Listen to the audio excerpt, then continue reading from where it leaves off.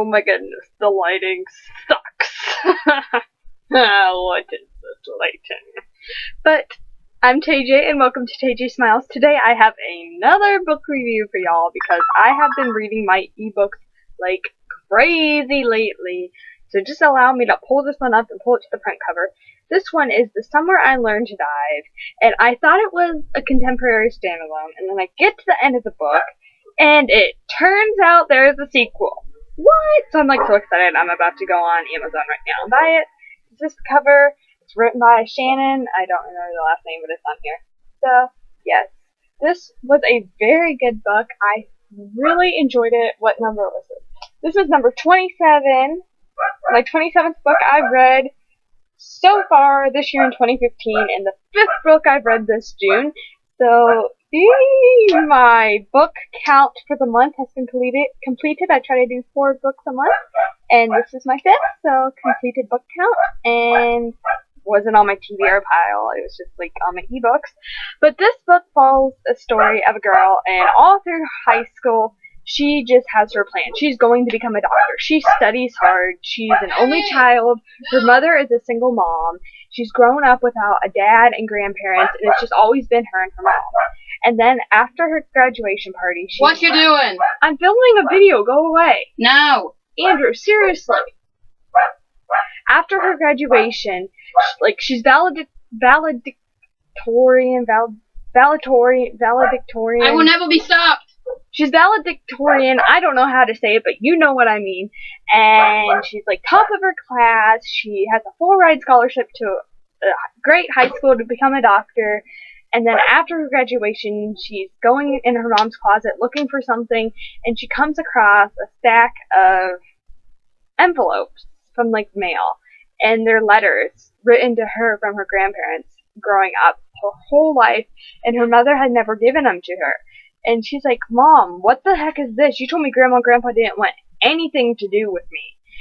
And her mom's like, I did it for your own protection. I'll explain it to you, and she just flips out.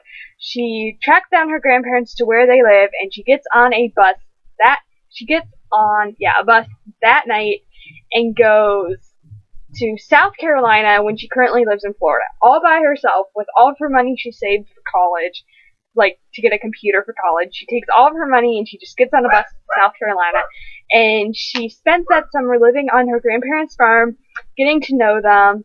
They accept her into their lives for the summer.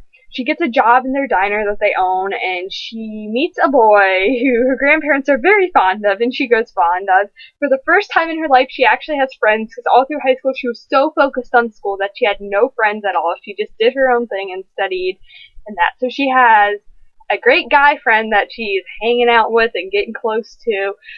She's finally meeting her grandparents, and she absolutely loves them.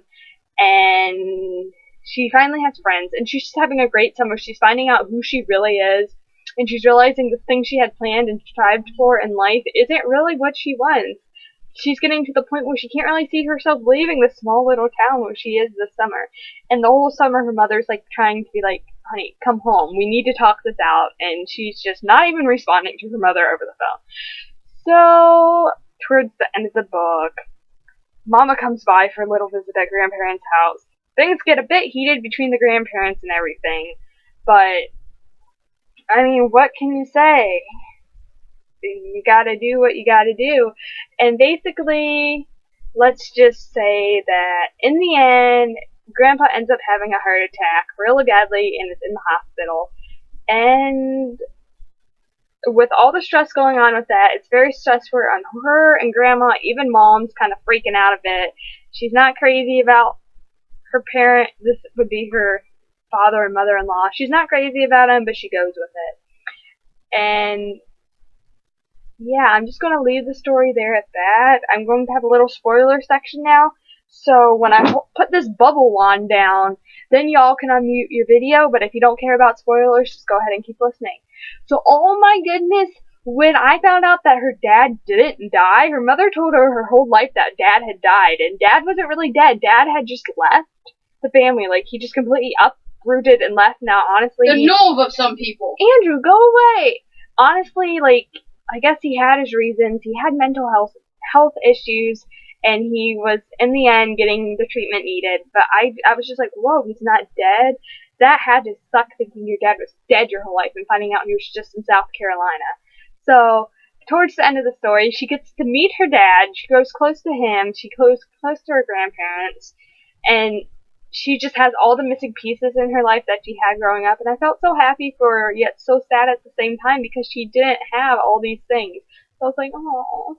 But yeah, that's just my main spoiler there. I mean, her dad and, I'm sorry, her and her little guy friend, they are like my OTP. Oh my goodness, can they get married someday? OTP right there. So yeah, stick down. Okay guys, you can unmute your video. I'm back. And that was the end of the spoiler sections. I highly recommend this book. I would give it a 4.5 out of 5 stars. It was a pretty great read. A short contemporary novel. Perfect for summertime. You guys should check it out. I'm about ready to check out the sequel, and I'm super excited about that, and I'll let you guys know what I think about the sequel when I finish it. Thank you so much for watching, and I'll see y'all in my next video. Bye, guys!